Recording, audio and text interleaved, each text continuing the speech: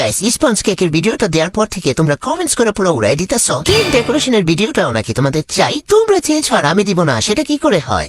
কেকটা দেখে মনে হচ্ছে না যে জীবন্ত একগুচ্ছ গোলাপ ফুল সাজায় রেখেছি, যদিও ডেকোরেশনটা দেখে তোমাদের কাছে অনেক বেশি কঠিন মনে হচ্ছে, তাই না? কিন্তু বিশ্বাস করবে না গাইস, মাত্র একটি নজল দিয়ে একদম সহজভাবে এটা ডেকোরেশন করে ফেলেছি। তার জন্য দেখো এখানে একটা সাদা বাটিতে নিয়ে নিয়েছি 1 কাপ ফুটন্ত গরম পানি। 1 কাপ পানির জন্য এখানে চিনি দিতে হবে 1/4 কাপ পরিমাণ, তাহলে কিন্তু কেকের জন্য একদম পারফেক্ট একটা সুগার সিরাপ তৈরি হয়ে যায়। তো দেখো চিনিটা দিয়ে দেওয়ার পর একটু গোটাগুটি করে কিছুক্ষণ মিশিয়ে নিলে কিন্তু সুন্দর একটা সুগার সিরাপ রেডি হয়ে গেল। এখন চলো ক্রিমটা রেডি করে নেই। তার জন্য দেখো একটা লাল সাদা মিক্সিং বলে এখানে 1 কাপ পরিমাণ হুইপ ক্রিম নিয়ে নিচ্ছি। যদিও এতটুকু ক্রিমে আমার কিন্তু 2টা কেক ডেকোরেশন করা হয় নাই গাইস, পরে আবার ক্রিম লেগেছিল। যাই হোক, এখানে দেখো ক্রিমটাকে সুন্দর করে বিট করে নিচ্ছি। যেহেতু ট্রপিক্যাল ব্র্যান্ডের ক্রিমটা অনেক বেশি মিষ্টি হয়, তাই আর চিনি দেই নাই, আর ভ্যানিলা এসেন্সও দেই নাই, কারণ এটা এমনিতেই ভ্যানিলা ফ্লেভার। সো গাইস, কিছুক্ষণ গুটাগুটি করে নেওয়ার পর এরকম একটু চেক করে নিবা, দেখবা এরকম স্মুথ হবে, এবং স্প্যাচুলাটা দিয়ে যখন উল্টাইবা তখনও কিন্তু পড়বে না। এরকম যখন হবে না তখনই বুঝবো যে ক্রিমটা হয়ে গেছে। তো চলো এবার কেকটা ডেকোরেশন করি। তার জন্য দেখো একটা কেক বোর্ডের উপরে একটুখানি ক্রিম লাগাই নিতেছি। মানে গাইস, সুপার ব্লুর মতো কেকটাকে আঠা লাগাতে হবে না।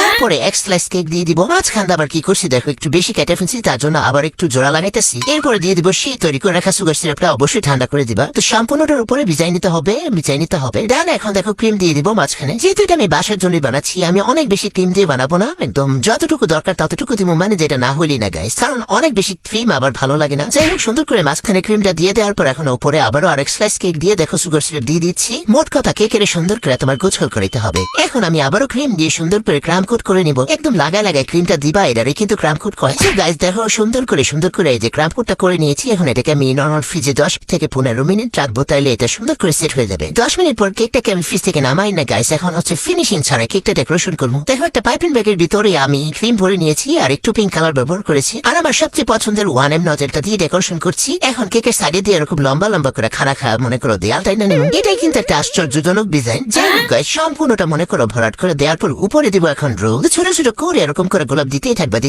যতক্ষণ না তোমার কেকটা ভরে গায়ে। কেকটার সাইডে দিয়ে দেখো গোলাপি কালার গোলাপগুলো দিয়ে মাঝখান দিয়ে আবার সাদার মধ্যে নিয়ে যাচ্ছি। এতেই কিন্তু সম্পূর্ণ কেকটা একদম ফুটে উঠবে। আমি কিন্তু অনেক বেশি সুন্দর করে কেক ডেকোরেশন করতে পারি না গাইস, তারপর যতটুকু মনে করো মনের ভিতরে আসতে চেষ্টা করেছি। এত কষ্ট করে বানানোর পরও শালার বেটা মনে করো দেখে কই, এই ছেলেদের কেক কি পিঙ্ক কালার হয় নাকি? আমার কথা হলো আমার পছন্দে আমি বানাইছি, তোমার খাওয়া তুমি খেবা। যাই হোক, সম্পূর্ণ কেকটা যখন ভরাট হয়েছে দেখো গাইস কি সুন্দর লাগতেছে। এরপরে আবার আরো সুন্দর করার জন্য দেখো এখানে আমি কতগুলা সুগার বল নিয়েছি, এগুলো সুন্দর করে জায়গায় জায়গায় দিয়ে দিচ্ছি। তারপরে কেকটা আরো বেশি সুন্দর হয়েছে। ওয়াও, মানে এটা আমি বানাইছি, একদম বিশ্বাসিত হইতেছে না। ছোট্ট যে কেকটা বানাইছি সেটাও কিন্তু ডেকোরেশন করেছি, বাট তোমাদের দেখে নিয়ে গেছে কেকগুলো খাইতে সেরা সেই মজা হয়েছে, সেই মজা। আমি তো আমার সাঙ্গপাঙ্গ নিয়ে খেয়েছি, তোমরা অবশ্যই বানিয়ে খেও, আর যাওয়ার আগে লাইক কমেন্ট শেয়ার করেছো।